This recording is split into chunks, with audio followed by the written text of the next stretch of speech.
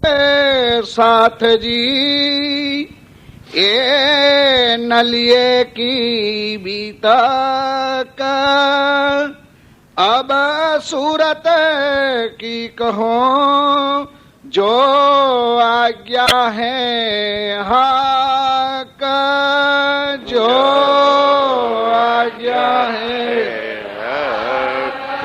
श्री जी साहेब जी खुशकी चले। आइए सुंदर साहब जी।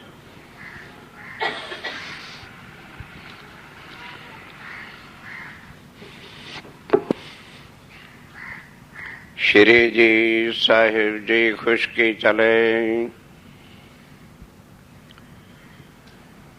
आप अक्षरी राज्य महाराज वै धाम के धनी पार ब्रह्म सच्चिदानंद स्वरूप अक्षरातीत आप स्वामी श्री प्राणनाथ जी महाराज नलिये से मंडाई में जब सब सुंदर साथ को बिठाया तो हवा का जोर लगा, नाव पानी आगे चली गई। वहां से खंभालिए जो बिहारी जी महाराज कृपा करके गए थे, एक रात सब सुंदर साथ को जेल में जाना पड़ा। पर सूरत के सुंदर साथ भी तुरंत समझ गए और बड़ी युक्ति के साथ एक रात तो ठहरे वहां, लेकिन दूसरे दिन बिल्कुल सुरक्षित सूरत आप पहुंचेंगे। आप श्री जी साहब जी खुशकी के रास्ते का मतलब पग यात्रा करते हुए जहां से पानी में से जा सकता था आदमी। चलिए रण आन उतरे, राणा आ गए जंगल में चीरक भेष करके।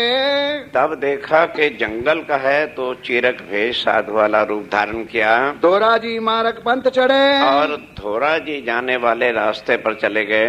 ये जो साथ है सूरत का, ये जो सुंदर साथ सूरत वाले थे खंभालिया से चले। खंभालिए से जब चले धोरा जी में उतरे। धोरा जी में उतरे, वहाँ स्वामी जी राह देख रहे थे भी, उनको तो जल्दी आ जाना चाहिए था और मैं पग यात्रा करके आया हूँ, क्या कारण बन गया। श्री जी साहेब जी स्वाए मिले, आ करके मुलाकात की, प्रेम जी थावर सुनी। अब ध्यान देना। तो स्वामी जी ने पूछा, भाई तुम लेट क्यों हो गए एक रात? तो सारा कुछ बताया उन्होंने कि इस तरह से धामधनी मेहरी करते रहते हैं ना, तो एक रात उन्होंने जेल में डलवाया था। और फिर अब थावर जी और प्रेम जी अपने खेती करने वाले किसान सुंदर साथ थे। उन्होंने सुना कि श्री जी सुंदर साथ के साथ सूरत जा रहे हैं, तो धोरा जी से घोगा जाना, घोगा से सुहाली जाना और फिर वहां सूरत पहुंचेंगे। तो अपने दोनों बैलगाड़े लेके खूब अच्छी तरह से उसमें गादले वादले बिछाकर और उन्हें सजा करके ले आए। गाड़ी ले दौड़े और ये दोनों साथी के गाड़ी लेकर के चले आए, मिले मार्ग में आकर के मिले, साथ को चढ़ाए लिए जे। सब सुंदर साथ दोनों बैलगाड़ियों में बैठ गए। तहाँ से आए घोगे मिने, वहां से आए घोगा पहुंच गए। 3 दिन रहे सैयाना, 3 दिन वहां पर रहे। तहाँ से सुहाली उतरे, तहाँ से सुहाली पहुंचे, फिर आए सूरत, फिर आए सूरत। अब जब बैलगाड़ी में चल रहे थे और दरिया का किनारा था, तो आप जानते हो रेती के अंदर कहीं कहीं ज्यादा रेती होने के कारण से गाड़ी फंस जाती थी और कहीं कहीं पानी होने के कारण से कीच हो जाता था, तो वहां भी गाड़ी फंसती थी। लेकिन एक तो सवारी अधिक, एक रेती की जगह, बैल बेचारे रहे हैं, कहीं कहीं कठिनाई भी होती है, तो बैल घुटना टेक करके जो है जोर लगा के आगे बढ़ते हैं। इतना जोर लगाने पर उनके कंधे पर चांदी इतना सा गुमड़ा हो जाता है। लेकिन गाड़ी चलाने वाले के दिल में नहीं दया होती कि बैल की हालत क्या है। ऊपर से वो आर लकड़ी के अगले भाग में आग लगाई होती है, खींच खींच के मारता है। अब उसकी बैल की तरह से स्वामी जी ने अपने जीव को कहा, रे धारूड़ा, मां मुके थारी दूसरी। अपने को देख के कहते हैं कि देख, अगर एक बेजुबान जानवर अपनी बैलगाड़ी को नहीं छोड़ रहा, चलाने वाले के दिल में तो कोई दया नहीं कि आखिर उसमें भी जान है, ऊपर से सुए भी खींच खींच के मारता है, तो तेरे सिर पर कंधे पर जुआ राजिम राय ने सुंदर साथ का दिया है। और इस बैलगाड़ी को क्या तू रास्ते में छोड़ेगा?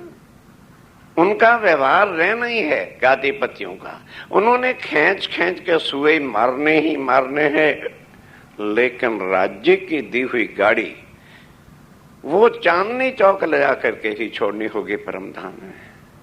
मां मुके तारी दूसरी, तेरे कंधे पड़े रे चांदी। मैं दिल में सोच रहे हैं कि कितना कुछ बिहारी जी के साथ अच्छा व्यवहार करने पर भी जिनके दिल में ही मलिनता होती है, और मलिनता धोने वाली तो एक वाणी होती है, उनको पता ही नहीं था वाणी क्या चीज होती है।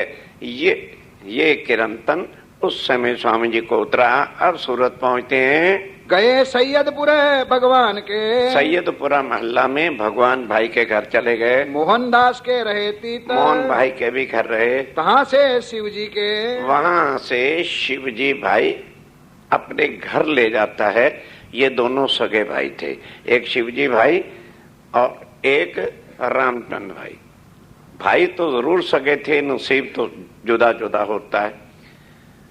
रामचंद्र भाई गरीब सुंदर साथ था और शिवजी भाई धनाढ्य था घर के जोड़े घर, दोनों का घर एक दूसरे के साथ ही था। 17 महीने तहाँ रहे, 1.5 वर्ष लगभग वहां पर स्वामी जी सूरत में वहीं पर रहते हैं। ये जो मंदिर स्थान है ये तो बाद में लिया गया, बाद में बना, सो याद करो बुजुर्ग।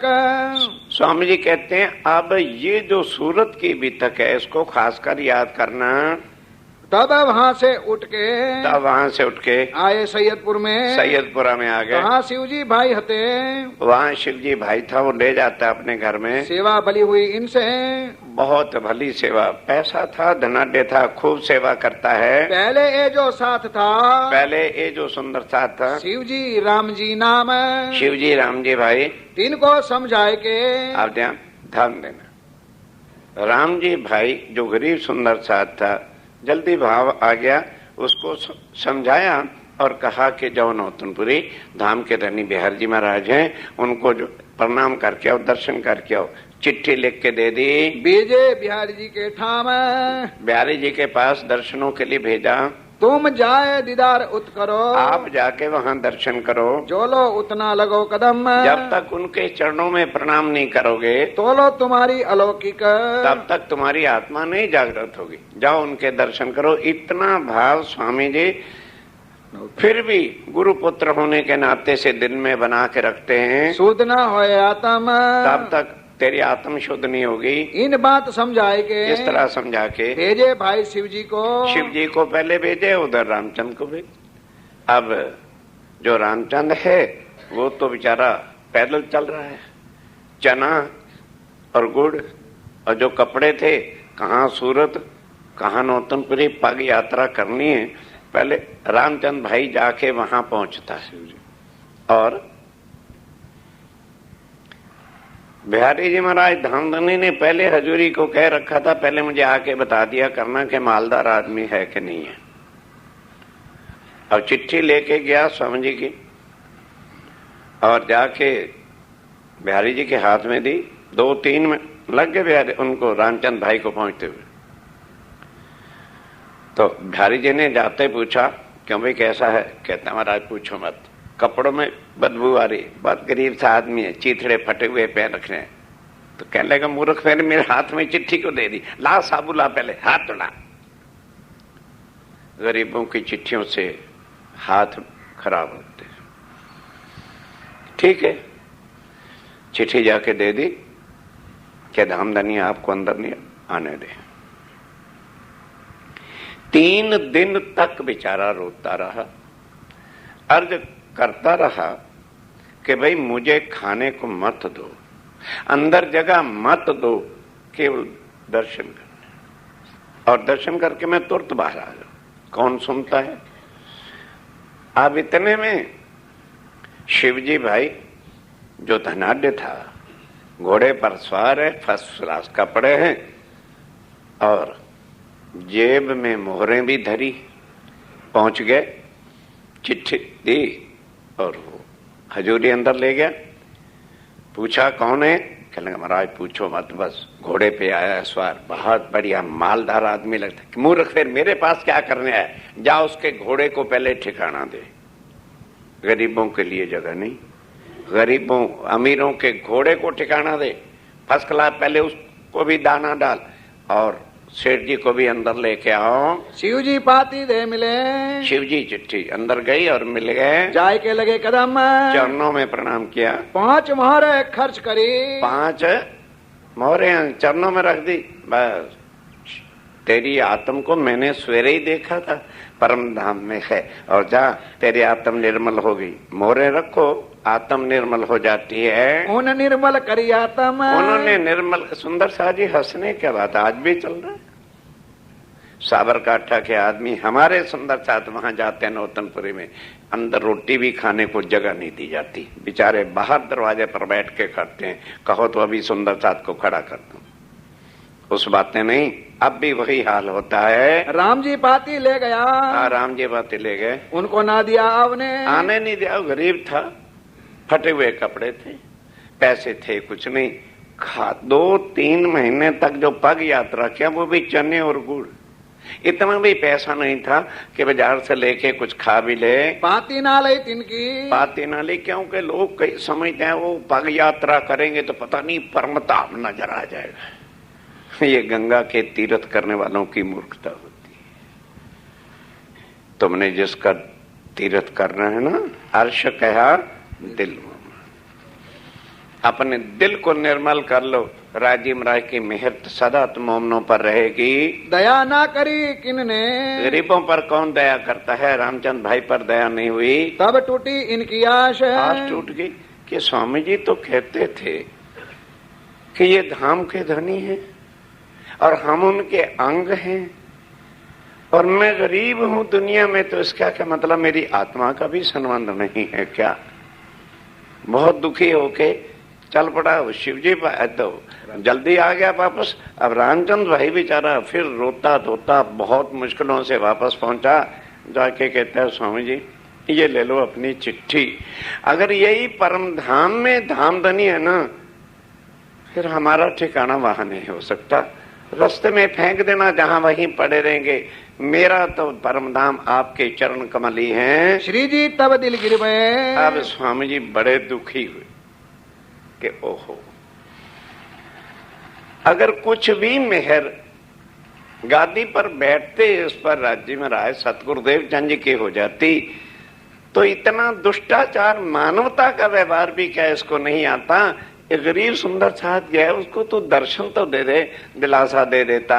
दिल में भई शक, दिल में बहुत शक हो गई। रहे धारा श्री जी के संग। अब ये बात बिहारी जी महाराज को पता चल गई कि मैंने रामचंद्र को निकाला, उन्होंने चरणों में ले लिया, और दूसरा वो धारा भाई खंबालिए वाला, उसको भी स्वामी जी ने चरणों में रख लिया था। कई जिनको हम निकालता। अब उधर बिहारी जी कहते हैं कि इसका मतलब क्या है? वो आज भी प्रथा चल रही है कि जिसको हम निकालते हैं उसको मेरा ठाकुर चरणों में रखता है और ग्रुप अलहदा बना रहे। इसका मतलब है वो खुद प्राण नाथ कहलाना चाहता है। मेरा हुक्म ना मानता, इसलिए मेरा हुक्म नहीं मानता। ये आप कहावे बुजुर्ग, ये अपने को बड़ा बनाना चाहता है। ये भली ना करी इन्होंने, इन्होंने अच्छी नहीं की। ये बिहारी जी कहते हैं दुख पाया इन बात से, बड़ा दुख हुआ।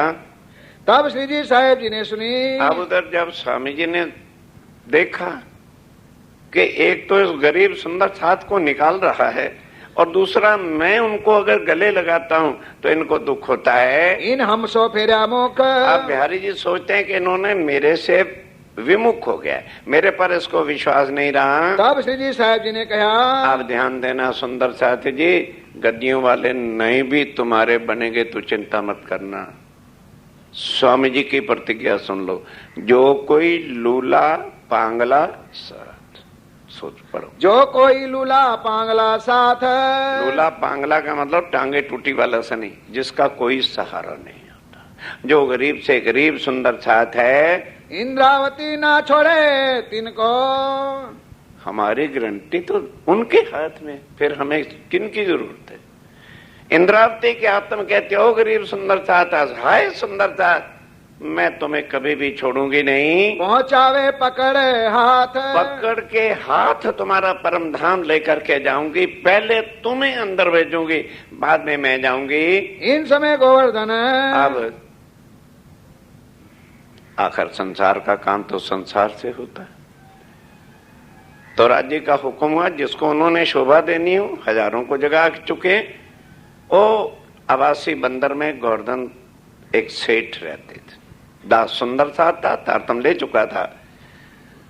जब स्वामी जी आवासी बंदर गए थे, नहीं इतनी सेवा कर सका होगा, राज्य ने दिल में भर दिया, अपने मकान जमीन और भी जो जायदाद प्रॉपर्टी थी बेच करके डगला रुपयों का उठा करके सूरत आके पहुंच गया।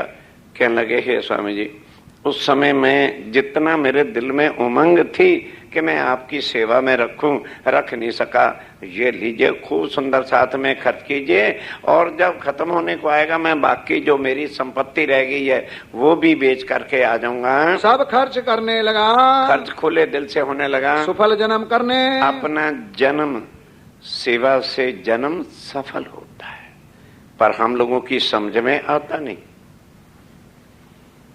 क्योंकि हम समझते हैं अरे यार पैसा इकट्ठा कर रहे हैं, और जो पैसा इकट्ठा कर रहे हैं उनको को कहता नहीं।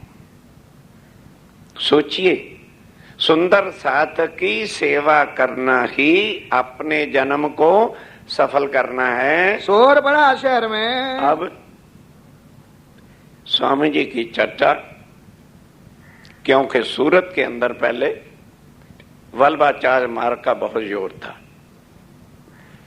लेकिन मुंह से तो आज भी वो कहते हैं भजमन श्री वृंदावन कुंज बिहारी नित्य विलास, जो भागवत कहती है, और जाते इसी मथुरा वृंदावन। तो क्या यही भागवत सुनने से परमधाम चले जाएंगे? अब स्वामी जी की चर्चा शुरुआत कहां से होती है? जहां दुनिया के सब ग्रंथ खोज खोज पची हारे थक गए, अब वहां से चर्चा अखंड ब्रिज, अखंड वृंदावन, और वहां पर बाल मुकंद और बांके बिहारी वहां हैं, आगे परमधाम में नहीं। वो सारा उससे आगे अक्षर और उससे आगे अक्षरातीत का वर्णन सारा जब स्वामी जी बैठ के समझाते हैं आवेश के अंदर, तो इस चीज की चर्चा का शोर सारे जो है सूरत में फैल गया कि भाई ये कौन से महात्मा हैं, ये तो भागवत से भी आगे का ज्ञान बताते। अब वो ये तो नहीं सोचते कि भागवत हमको केवल योग माया तक ले जाती है और शिव जी का ज्ञान अक्षर और अक्षरातीत का ज्ञान देती है, उसको उल्टा सोचते कि ये हमारे धर्म की निंदा। सोचने की बुद्धि होती है ना भाई, तुम अगर वेद शास्त्रों से आगे का ज्ञान बताते हो तो इसका मतलब तो नहीं कि तुमने वेदों की निंदा की। और स्वामी जी ने यदि भागवत से आगे अक्षर और अक्षरातीत की चर्चा सुना दी तो निंदा क्या होगी? पर लोगों का रूढ़िवादी दिमाग में इतनी बुद्धि गटी होती है कि वो आगे का सोचते ही नहीं। ले दिल में शक आवही, और बड़े बड़े शक दिल में लेके आते हैं, क्योंकि उनके वल्लभाचार्यों ने कभी इस वृंदावन मथुरा के बिना कोई बताया ही नहीं, इसलिए दिल में शक लेके आते हैं कि ये और मथुरा कहां से लेके आ गए और वृंदावन कहां से लेके आते। जब स्वामी जी के मुखारबिंद से चर्चा सुनते हैं तो सब शंक से दूर हो जाते हैं। कर दीदार होए बेशक, और कर दीदार अर्थात चर्चा सुन हो करके जब सुन लेते हैं तो किसी प्रकार का संशय बाकी रहता नहीं है। भीम श्याम भट्ट सुनी, आप ध्यान देना, भीम भाई और श्याम भट्ट आ बन्ने वेदों ने आचार्य थे, और जो वेदों ने आचार्य हुए तो वेदों के भी सारे सार पर तो चर्चा करें। अब उनको भी पता चला कि भाई कोई बहुत महान महापुरुष आए हैं और वो सर्वदेशी चर्चा करते। कोई गीता वाला जाता है तो उसको गीता से उत्तम पशक्षरातीत का भेद बताते हैं, जो कृष्ण भी नहीं बता सका। कृष्ण ने तो केवल इतना ही कह दिया, उत्तमा पुरुषस्त्व अन्यः परमात्मा इति रहता, उसके बाद कोई खबर ही नहीं। अब वो कृष्ण कौन थे? आदि नारायण के 16 कला संपूर्ण अवतार थे। तो अब गीता वाला आता है, कहते वाह, भगवान से भी आगे का ज्ञान और सुनाने वाला कौन आ गया। लेकिन भगवान के ही कहे हुए शब्दों से द्वाइमौ पुरुषो लोके क्षारे अक्षर एवच, क्षर और उससे परे अक्षर के चतुष्पाद अव्याकृत सबलक ब्रह्म केवल ब्रह्म सस्वरूप के सारे अर्थ खोलकर अक्षर और अक्षरातीत के जब भेष बताते हैं वयोरस चर्चा को। अब इसलिए जो भी भागवत से सुनने आता है उसको भागवत से अक्षरातीत की पहचान कराते हैं। अब दोनों जो आचार्य थे इन्होंने कहा भी हम देखें, हम केवल एक वेदांत पक्ष को समझने के लिए 14 विद्या निपुण होने में हमारी सारी उम्र लग गई, केवल एक वेदांत पक्ष को लेकर। और ये ऐसे कौन आ गए कि हर ग्रंथ जिसको भी कुछ सुनना चाहता है तुरंत बता देते हैं, हम समझे परवर दिगार। अब आए और आकर के सारी बातें सुंदर साहब जी बड़ी सार बातें समय होती है। 4 वेदांत के सार, अहम ब्रह्मास्मि, तत्वमसि, सर्वे खर्दम ब्रह्म और आत्म एव परमात्मा। अब वो वेदांत वाले यहीं पर ही उसको घटाते हैं, है ये चारों सार परम धाम के। क्योंकि हुक्मे वेद कतेब में लाखों लिखे निशान, पर वो निशान को घटाने में ही तो दुनिया की बुद्धि भटकी हुई है। वो इसी शरीर के अंदर ही परमात्मा और सब परमात्मा का रूप है, ये मान के बैठे हुए हैं और इसका महाप्रलय में लय हो जाना। अब वो जब आते हैं तो स्वामी जी ने उनको ये चारों जो सार थे उनको पहले अर्थ खोल करके बताया और फिर बताया कि ये जितना सर्वव्यापक व्याप रहा है इसी को वो परमात्मा का रूप पार ब्रह्म का मानते हैं और इसका महाप्रलय में नाश हो जाना। बस जिस वक्त ये बात उन्होंने दोनों भाइयों ने सुनी तो अथर्ववेद में साफ लिखा है कि 28वें कलयुग में स्वयं परब्रह्म ज्ञान के रूप में जाहिर हो और उस ज्ञान का नाम क्या होगा? स्वसम वेद, जो हमारे कुलजम स्वरूप है। अब ये सारी बातें जब खोल के बताई तो वो समझ गए, जो ज्ञानी लोग हैं तुरंत इशारे को पकड़ते हैं कि ये तो अक्षरातीत है, 28वां कलयुग है और ये वही हैं जिनके बारे में वेद शास्त्रों में सब कुछ लिखा है। ये सुन के श्याम भट्ट, ये सुन के श्याम भट्ट करने लगा विचार करने लगा। भीम भाई को कहा, और भीम भाई ज्यादा वेदांत अच्छा जानते थे। कहने लगे, ओ भीम भाई तू व्याकरणाचारी है, मिनटों में नए श्लोक बना के धर देता है, इनके सामने अपनी चालाकी वाला कोई श्लोक ना बोल देना।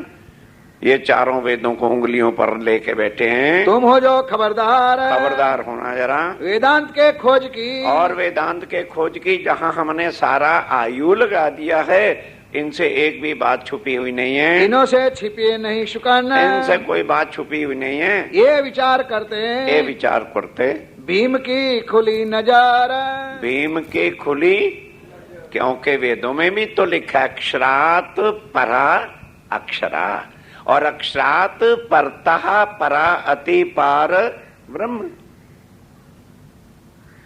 तो उसकी नजर खुल गई कि भाई वेदों में ये लिखा है कि अक्षर से परे अक्षर है और अक्षर से परे अक्षरातीत है और अक्षरातीत के भेद अक्षरातीत के बिना कोई खोल सकता नहीं। बस आत्म थी, ठोकर लगी, पहुंच गए परम धाम तक। ये तो अक्षर पार के, ये तो अक्षर पार के, नजरो भाई फजर। अब फजर हो गया, सारी पहचान हो गई। जब नींद उड़ी अक्षर की, वो बता दिया कि जब नींद, ये सारा ब्रह्मांड क्या है, भले राज्य के हुक्म का है, पर नींद किसकी है? अक्षर की। जब अक्षर जागृत होगा, सारा ब्रह्मांड 8 विश्वों में अखंड हो जाएगा।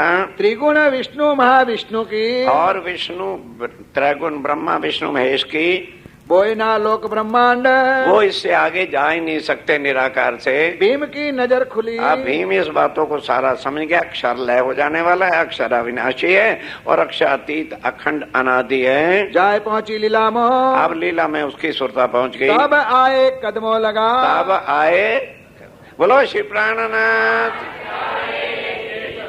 और सुंदर साहब जी कोई स्वामी जी की वाणी पर विचार करे, तब ये विचार की बात है।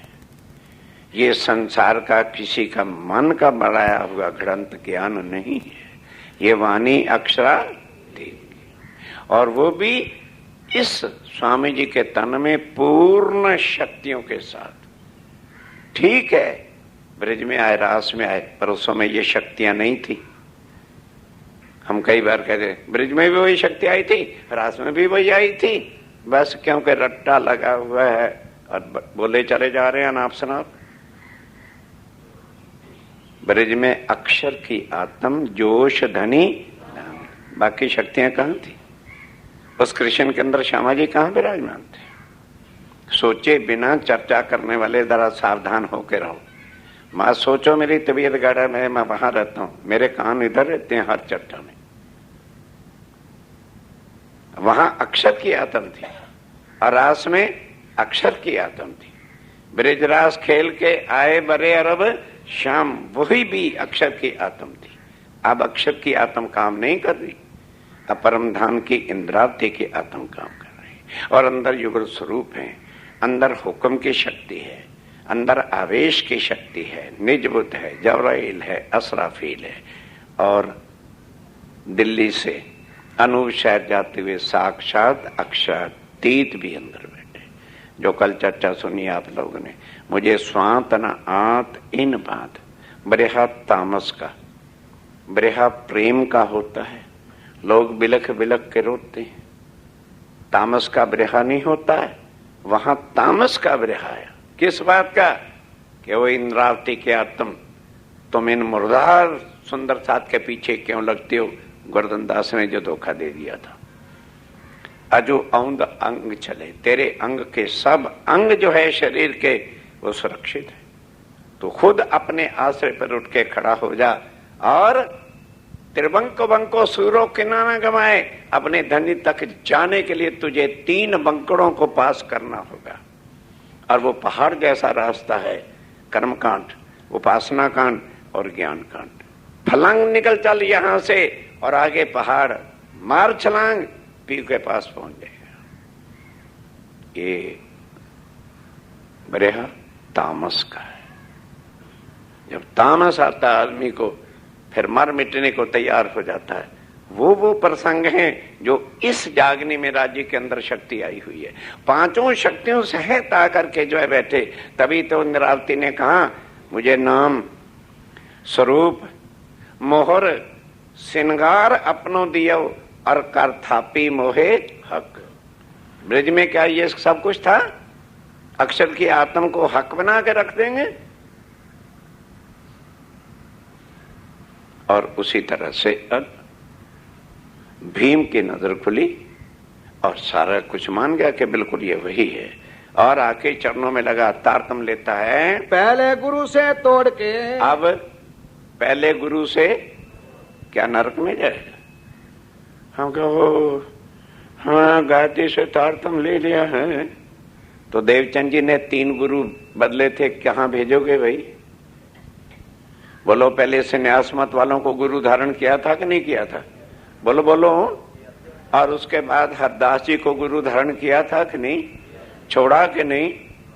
और हमें अगर वो पूर्ण गुरु मिलता नहीं है, श्री महामती कहे गुरु सोई कीजे, जो अलख की देवे इन उल्टी से उल्टाए के पिया प्रेम में करे, तो जो खुद ही पिया प्रेम में सन्मुख नहीं हुआ वो हमें कहां ले जाएगा।